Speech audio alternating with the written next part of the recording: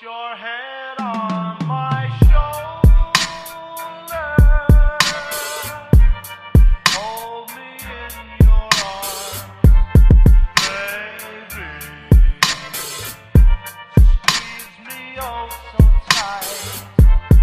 Show me that you love me too. Put your lips. Hi you guys, welcome back to another vlogging vlog. It's been a long waiting one. I know some of you guys are probably super mad at me because I've been kind of MIA. I have a lot of vlogs that I need to update, but I just don't do it because I have so much going on and going live and all of that. But this is finally gonna be my 3-month post-op BBL update. I believe I am 3.5 months or going on 3.5 months to be exact. I don't know exactly. So I wanted to kind of give you guys an update. I might do a part 2 to this if I don't get everything in there that I needed to get in there. I have a few little questions that I thought I would answer you guys that are kind of like the most common asked questions. And of course for you guys to see this body, because I know a lot of you guys have been asking. But before I start, I do want to show you guys something. This is kind of like a little promo break. I got sent in the mail this BBL pillow, which I absolutely love. I will be adding all their information in the description of this live. This is from Luscious. What I like about this BBL in general, actually, to be honest, I bought one myself before I went to surgery, but it wasn't as thick as this one. So honestly, I still sit on it because my butt still hurts when I sit completely like without any kind of padding. It still hurts, so I still use it, especially during my lives, because I know that I sit there for such a long time. But I bought mine on Amazon, and honestly, I love this one more. I wish I would have known about these people or this website in general, because it's really good to have for one reason. For one or two reasons. This first reason is that it's thick, so it doesn't wear off. My other one, I used it so much and it was so thin that it's like pancake smashed down. This one don't do that because it is thick. And the other thing that I like about it is that on the bottom of it, besides that it's cute, on the bottom, as you guys can see right here, it has a zipper, which you could actually take this off and you could wash it, which is really, really nice, because the other one I had to wash it in the washer completely, and I honestly feel like that's probably what made it kind of like shrink. But this one, you just take the top off and you throw it in the washer and you throw it on. So I will add all that information in the description. I do have a discount code for you guys, so for all my ladies that are looking for a BBL pillow, I honestly recommend them. I wish I would have seen them before and I would have bought one since day one, but still I still use it and I love it. Moving on back to my questions. Like I said, I'm probably 3.5 months post-op. Honestly, I haven't really kept up. So what am I going through right now? Basically, as of right now, I don't have to wear my Faja 24/7.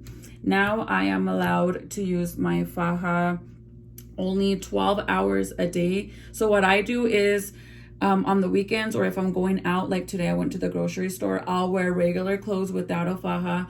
And before I go to bed, I step into my Faja and I sleep with it.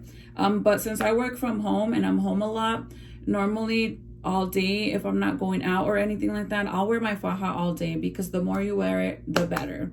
I'm gonna go down this little list that I have, and if I miss anything, I will definitely show you guys, or do a part 2.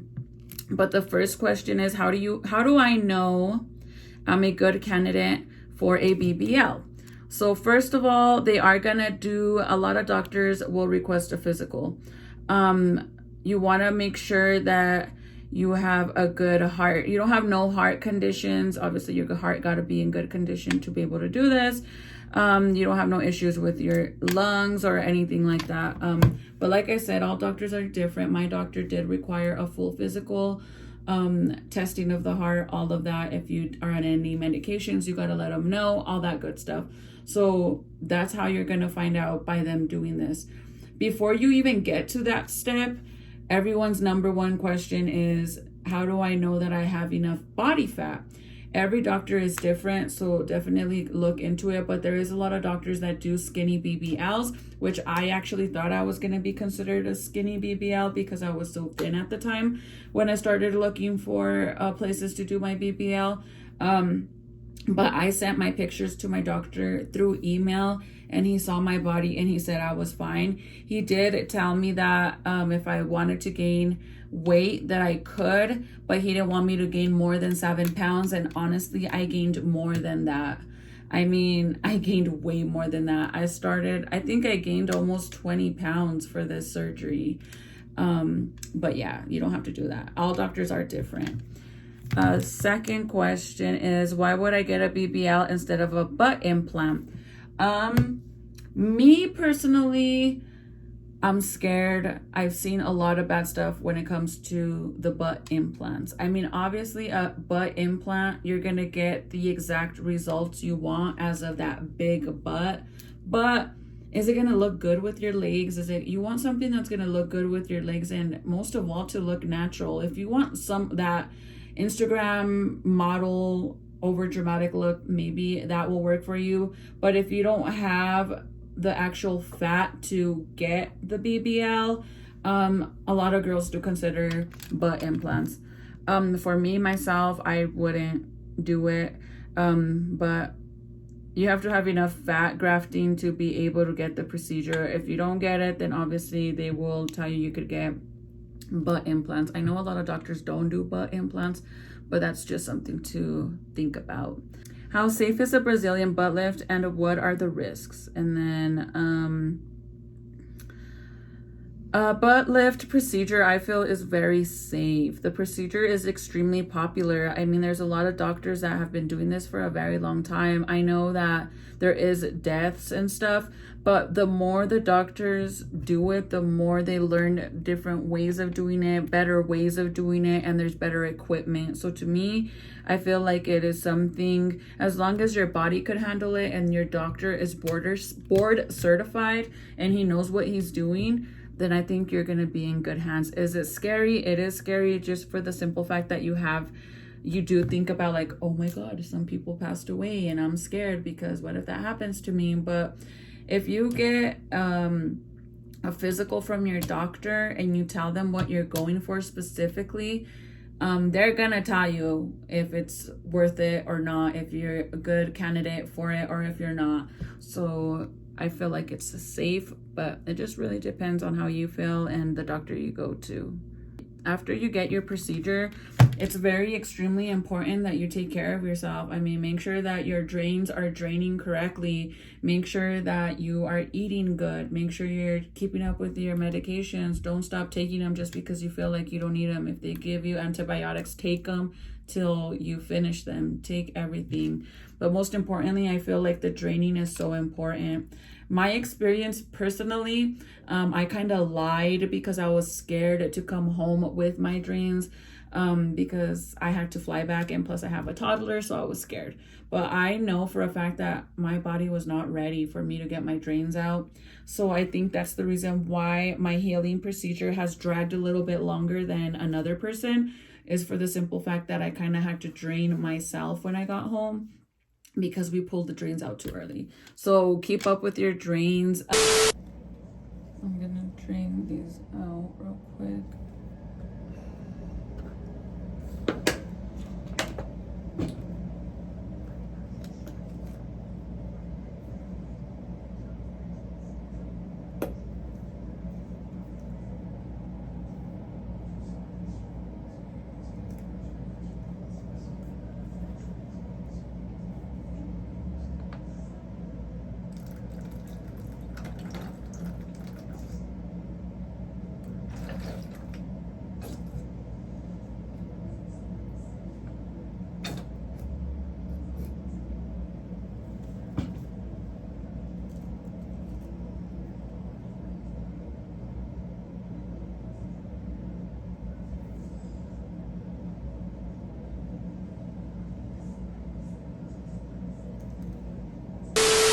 one of the things that I found that is very extremely important. So when you have your drains, you have these little tubes, right?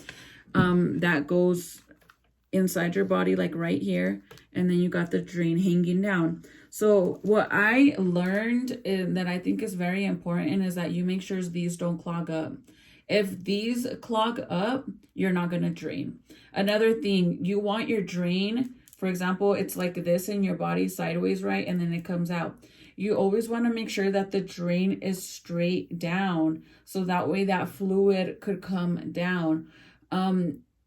I know that if you try to like, they have like like these little clips where you could clip it to your robe, your socks and all that. Don't put them in the pockets of your robes or the pockets of your sweatpants. No, the key is to let it be straight down so it could drain. So if you could clip them to your socks, that's better. I wouldn't clip them to the bottom of your robe or put them in your pocket, because then it's not straight down, so it doesn't drain. Keep your little notebook where you track down how many times you drained how many times you emptied the little pocket thingy where it all drains into, and how much fluid it's been managing for how long and all that good stuff, because they will ask you.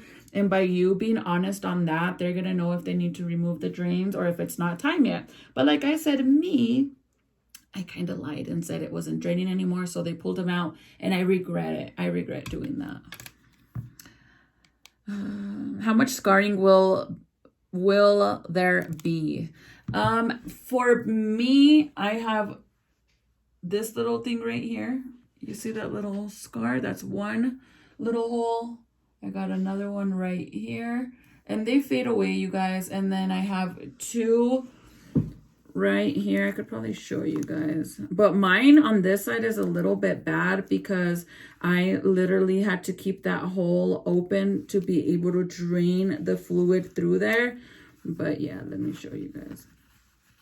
This is the one that I say is bad, and it's actually fading. If you can see it, it's actually fading. But look at this compared to the one that I didn't have to keep open.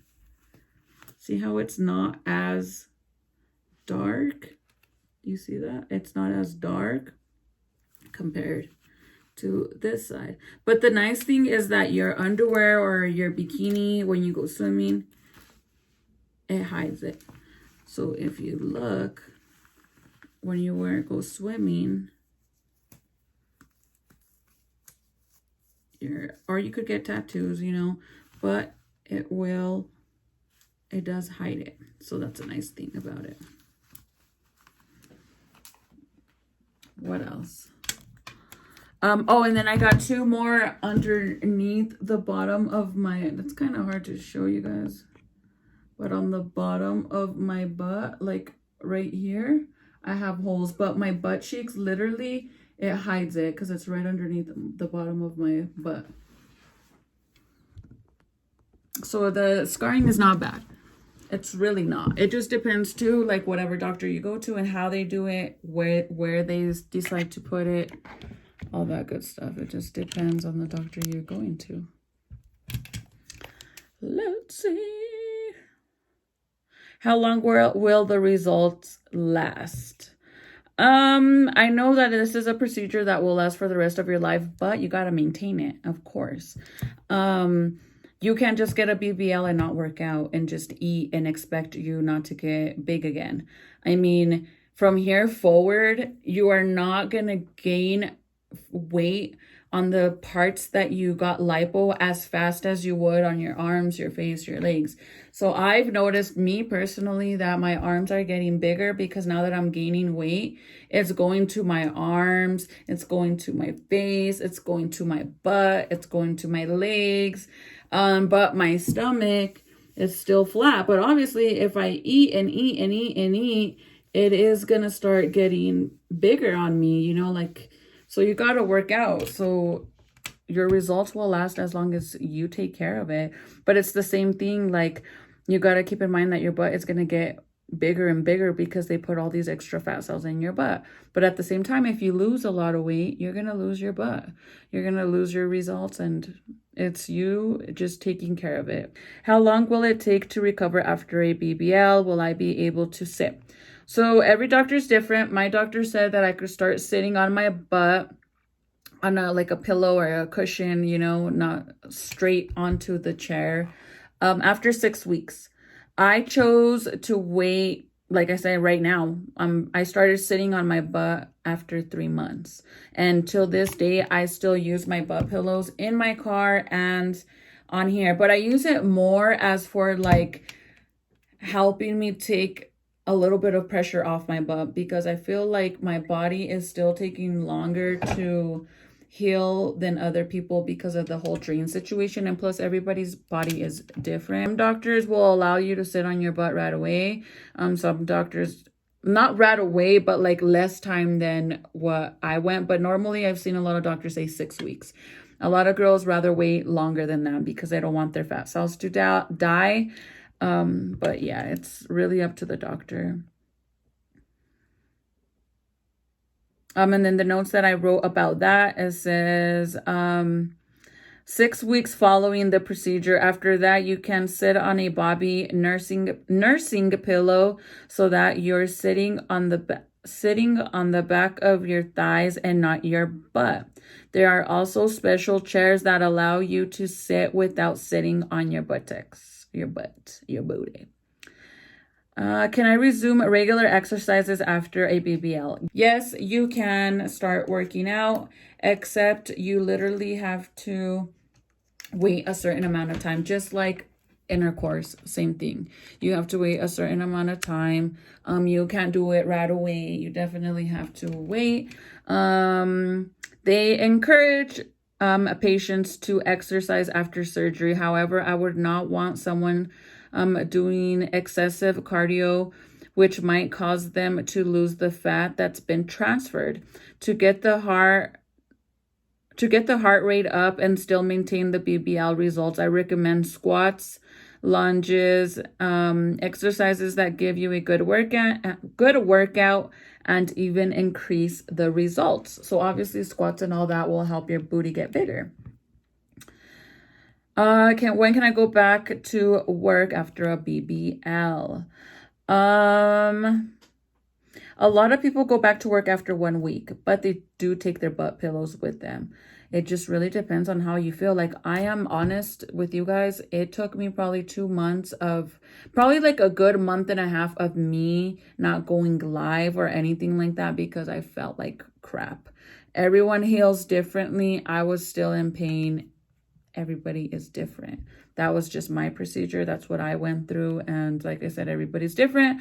But a lot of people do go back to work after a week. Obviously, a lot of people can't take more than a week off work. But a lot of people will go after a week. These are some questions that you want to ask before you decide you want to go to this specific doctor. As for me personally, it took me almost 2 years to decide what doctor I was gonna go to. Why? It took me a year just to work myself up that I wanted to get a BBL. And then it took me a year to kind of figure out, well, actually half a year to figure out what doctor I wanted to go to. And then it took another half year to be able to get scheduled in. Some of the things that I looked forward is, did anybody die on this plastic surgeon's hands? On his table, did anybody die? Is he board certified? How long will the procedure be, and how long does it take to recover? And then main thing, what should I do before my surgery? Like, I know my doctor said if you smoke cigarettes or anything that you smoke, you have to stop a whole month before you have your surgery, and they actually test you for it. I know that you have to stop taking your medications. Like if you take thyroid pills or any kind of medication, you got to stop taking it. I don't know if it's the day before or a few hours before your surgery. I think it's a day before. I don't remember. People want to know, how much did I pay for my BBL? Okay, I paid $8,000 for my BBL. My BBL included a 360 lipo and a Brazilian butt lift. So what it covers is lipo in this section, my sides, and my lower back. That's all I got. So I paid $8,000 for lipo there and for them to transfer it into my butt. That was it. If you do want to get lipo in your arms, like your arms right here, your legs, anything like that, anything after the 8,000, it's additional $1,000 per body part. So if you wanted to do right here, that's another $1,000. Arms, another $1,000. Legs, another $1,000. That's with my doctor. So I paid $8,000 for my surgery. I did have to get Airbnb for a week. So that was another $600. We had to get airplane tickets for me and hubby. That was another $600. So that right there is $1,200. So that's $9,200 right there. We had to get a car rental. So that was a lot of money. And then eating out, of course, paying for parking spaces. Yeah, so that's why I say that I paid around 10 grand. Then when we came back, you have to get massages. I'm going to be 100% honest with you guys. You're supposed to get, I think, 10 to 13 massages after you get a BBL. I got one. Why did I only get one? Because Michael did my body massages every day for me. And he actually got a lot of the fluid out of me. So I saved a lot of money. I know that technically for these 10 to 13 massages, you pay another $1,000. That's a lot of money, you guys. So Michael did all my massages for me. And then the only reason why I actually went one time to the massage lady was for the only reason that I wanted to see if she thought I still had fluid in me. And if I was still swollen and if I still needed massages. That's the only reason why I went, and it cost me $120 just for that. When I went, she told me I didn't have no more body fluid in me. Everything was already drained out. So Michael did a really good job. And then she said, everything else that I see on my body is not anything that need to get drained. That's just what I'm going to look like.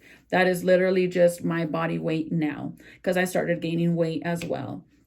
You guys, I weigh 152 pounds. I've never weighed that in my life. When I was pregnant at a full term of 9 months, I've gone up to 140 pounds. Full term pregnancy. So I've always been a 120 or under weight girl. My normal weight should be between 135, 140. And even now that I'm at 150, people still think that I'm thin. And maybe it's because my waist is so small now. But I know that a lot of girls notice that I gained weight too because my face is more round. And I actually love my weight. I just got to take care of my weight that I don't mess it up. But that is what I paid. Also, I mean, that's what I paid. So another thing is you definitely don't want to start buying a bunch of fajas. If your doctor, my package included the fajas, so I didn't really have to do anything like that. But this is one of the fajas they gave me when I got out. They provided it for me. When I first got out of surgery, I was in a 4X. Me. And this is the 4X, you guys. This is how big my body was. I mean, my legs weren't this thick. It was a little big on the legs. But as for my butt and all that, I was in this. And I'm not lying. I swear on everything I love, I'm not lying. What does that say, sis? Probably backwards, but 4X. So that's what I was in. And then afterwards I got sized down to this one, which this one is a 2X, I want to say. I believe this is a 2X or 3X. No, that's a 4X. This is a 2X.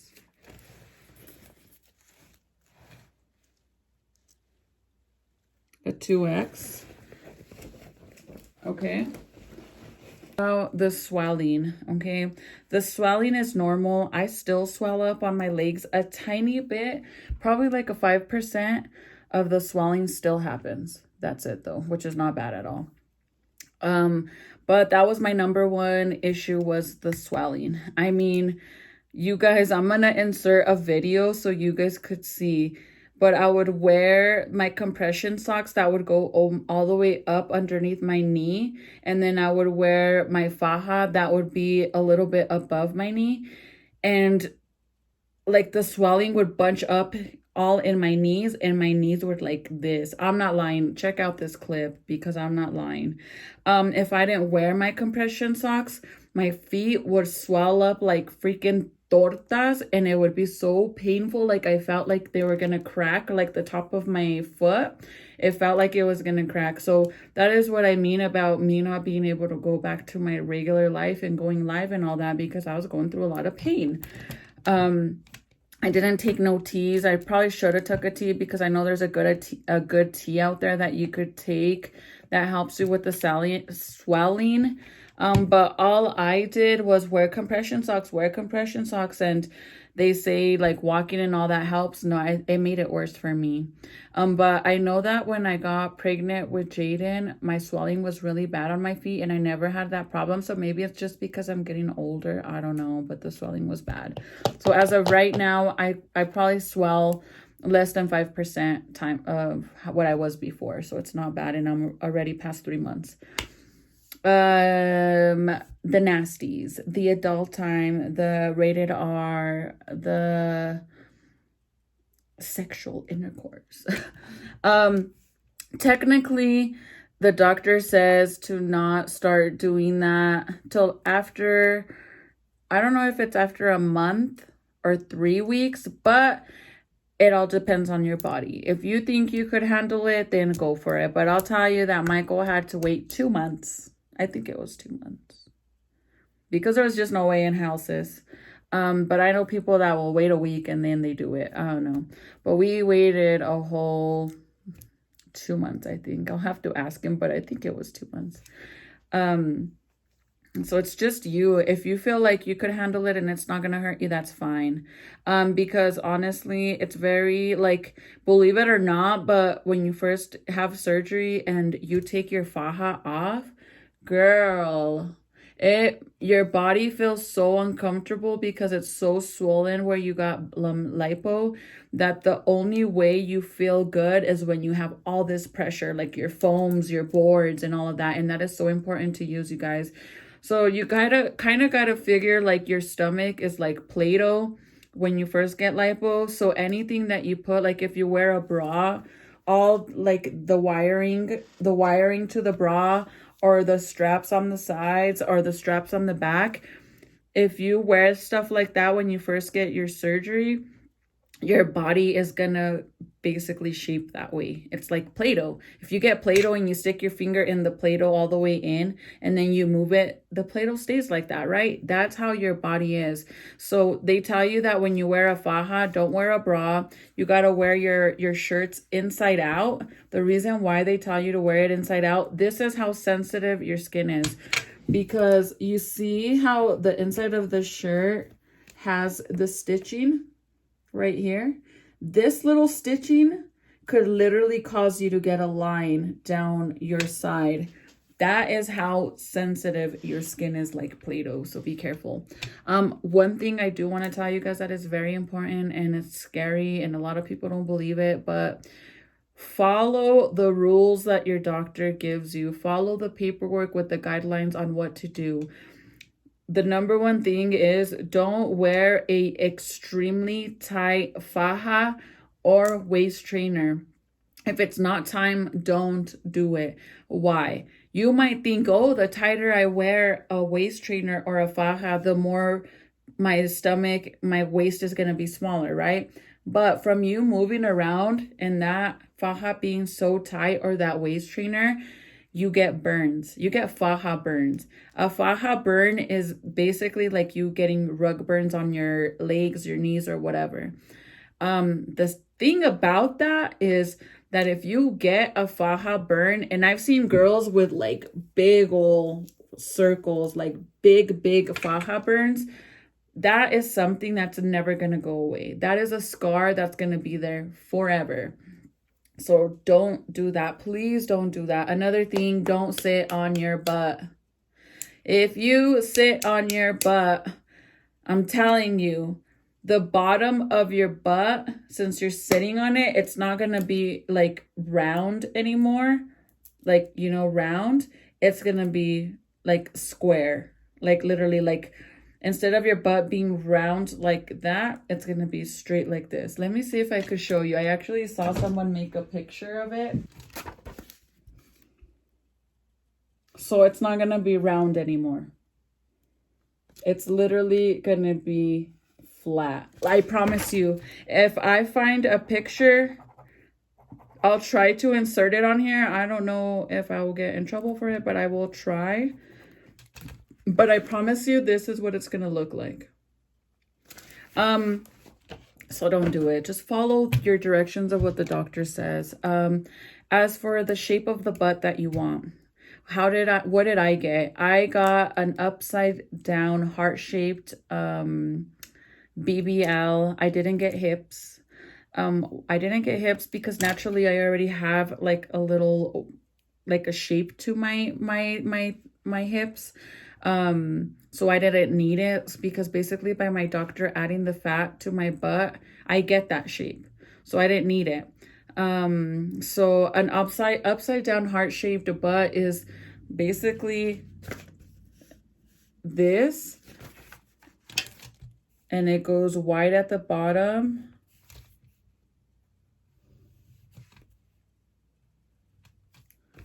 It goes wide at the bottom and small to the waist. Like so. That is an upside down heart-shaped butt, where it's really wide at the bottom and then it loops into your waist. Okay? That's what I got. I like it, and my doctor said that it was really good for me to get that because I naturally had an upside down butt shape already, so he didn't really have to do any shaping, which is something you got to keep in mind. Don't get something that's going to require a lot of shaping, because if you want an upside down shaped butt but you don't have that shape, you have an apple shaped butt or a pear shaped butt or like more square, it's going to be like they're going to have to use a lot of your fat cells to fill in that gap to give you that upside down shape, meaning now you're not going to have extra fat cells to plump it up and make it big because they used so much of it for that shape that you wanted. So keep that in mind. Another thing, don't be scared of your surgeon and telling him what you want. Tell him what you want. Take pictures. Show him pictures of what you want. Obviously, you're not always going to get what you want 100%, but at least they know what you want. Also, whenever you have your surgery, don't fall in love with your results, like what you see that next day. You are 100% swollen. The first 3 months of your surgery, your body is going to change so much. I mean, some days you're going to look bigger, some days you're going to look smaller. At first, you're going to be ridiculously so big that you're going to be like, oh my God, I hope I don't stay this big. And then slowly you start dropping and dropping and dropping and dropping. And you're like, oh my God, am I even going to like my results? Because now I kind of miss the results that I had at the beginning, but those aren't really your results. Everything, they take all these fat cells out of your body and then they replace it with this fluid, and that's what you drain, right? So remember that you are gonna lose a big percentage of your fat cells when you first get surgery. No matter what, they're not gonna be able to save all of them. Also, if you're gaining weight and it's not healthy fat and it's just like junk food fat, those are fat cells that are most likely gonna die. So whenever you're gaining extra weight, make sure that you're gaining healthy weight, because fast food and stuff, that's not healthy weight. Yeah, it gains you weight, but it's not healthy weight. And those fat cells are not good fat cells. So they're basically going to die. It's not going to last. So it's kind of pointless, you know? So make sure you eat healthy. What else?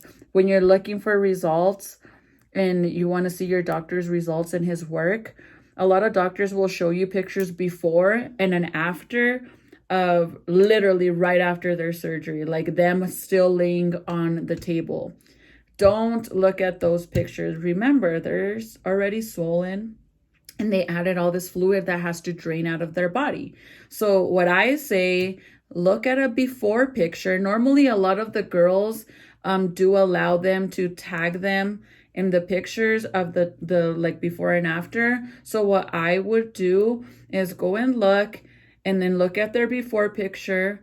Don't pay attention to their after unless they're already wearing jeans and stuff. What I would do is I would click, if they're tagged, click on it, go through their pictures on there and look at their results months after, like a few weeks or even a month after their results, because that's basically the real results. That's the best way of doing it. Another thing, the Fluff Fairy. The Fluff Fairy, supposedly everybody says that this is when your body, your butt is no longer hard and it starts to get round and it plumps up. So it shrinks, and then supposedly the Fluff Fairy comes and it gets bigger, right? As for me, I don't think I've gotten to the Fluff Fairy stage yet. I know that my doctor says that technically it takes from 2 months, 3 months, or even more longer than that. It just depends on your healing process for the Fluff Fairy to come. As of right now, I don't think the Fluff Fairy has came yet, because I've been at the same results. Like, I measure myself with this little thing right here, and I've been at the same results for a few weeks now. Actually, I went a half an inch bigger. So I think I'm starting to get there. But I feel like the Fluff Fairy is not really real. I feel like what happens is your fat cells, when they first put them in your body, they're dead, right? And then afterwards, when they become alive is when you start feeding them and they start growing, right? Because you're feeding your fat cells. And what happens? The more you feed them, the more you gain weight and the fatter your butt gets. That's what I think is the real Fluff Fairy, is once your body is already getting healed and you're starting to gain weight and your butt starts to get bigger. That's what I think the Fluff Fairy is. As of right now, I don't believe in it. I think where I'm at now, since I haven't really seen it yet, I don't think it's real. But who knows? It might hit me now, because like I said, I don't think I've gone through the fluffing stage yet. But I have a friend that had surgery as well, and I know it took her after her 3rd month to start seeing the fluffing stage. So I'm thinking I haven't got it there yet, or I'm just right, and when you gain weight, your butt gets big. I don't know, but I'll let you guys know. I will definitely make an update regarding the Fluff Fairy, if it's true or not. I have been keeping up with my measurements, so I'll definitely let you guys know. So I'm going to show you guys some pictures of what my butt looks like with, I think I'm wearing like these little shorts.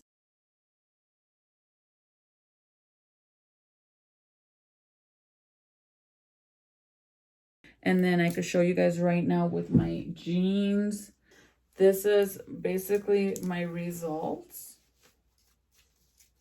And these jeans, you guys, are a size 5, and they actually fit me.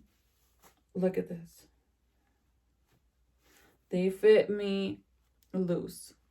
Like, I mean, they are loose. And it's because of my waist. They fit me good on the butt. But the problem is that with my jeans is when I pull them up, it goes up. But the back, it kind of like goes down. Do you see that? Like, it's not straight up. It literally goes, it caves in. But this is what my butt looks like right now. Can you guys see? It's kind of hard for me to see if you guys could see. And actually, I love it, you guys. So if my butt, and that even hurts still. So I know that I'm not in the healing stage yet. I'm not done. So let's see what happens. But I'll definitely keep up with letting you guys know. I am in a size 5 in jeans. And then as for my waistline, I feel like I still have a good make my little shape that I loved and I liked.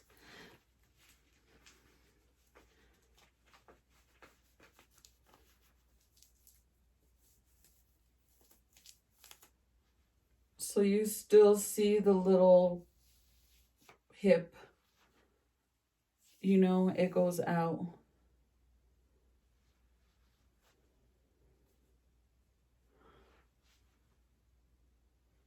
And I would show you guys like without my pants what it looks like, but these are see-through panties, so you could literally see like butt crack and all that.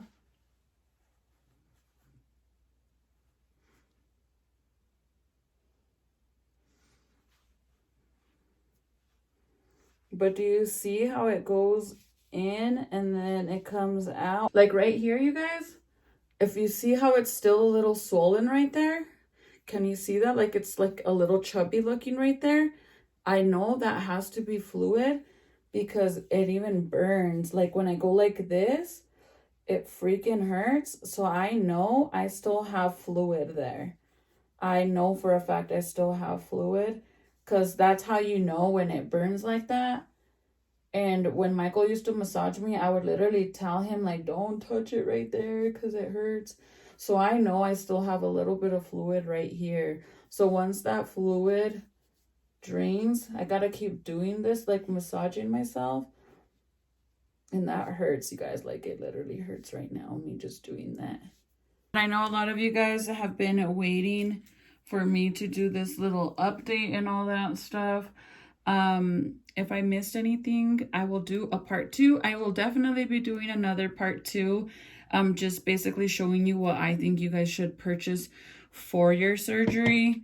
Like the things that I think you must have, because I know this video is probably already like very long. It's probably like an hour long or longer. I don't even know. But just know that I will do a second part answering if there's any questions. So if you have any questions I didn't answer, leave a comment down below. And then what else? I'll do a part 2 showing you guys some of the stuff you should pack and have before your surgery and after your surgery. And yeah, then obviously I definitely will let you know about that Fluff Fairy because homegirl hasn't came yet. And if she comes, I'll be happy if she comes. I mean, I feel like right now I'm happy with my body. I'm happy with my results. I love you guys so much. All of us from the LG gang, you know what I mean? The Lovato gang. That's our name, you guys. The LG gang, Lovato gang. Hey, so welcome to the LG gang. Make sure you like, follow, subscribe. She's becoming a YouTuber. Just play, not really. I still get nervous to even do my intro. Like literally, I really do. But yeah, I'll see you guys on the next video. And I promise you, I'm not even gonna promise. I'm just gonna show you, because every time I promise you guys that I'm gonna keep posting and all this stuff, it doesn't happen. Something always happens, and then I tell you guys again, oh, I'll see you guys on the next. I'm not promising. I'll just show you, sis. I will show you. I love you guys.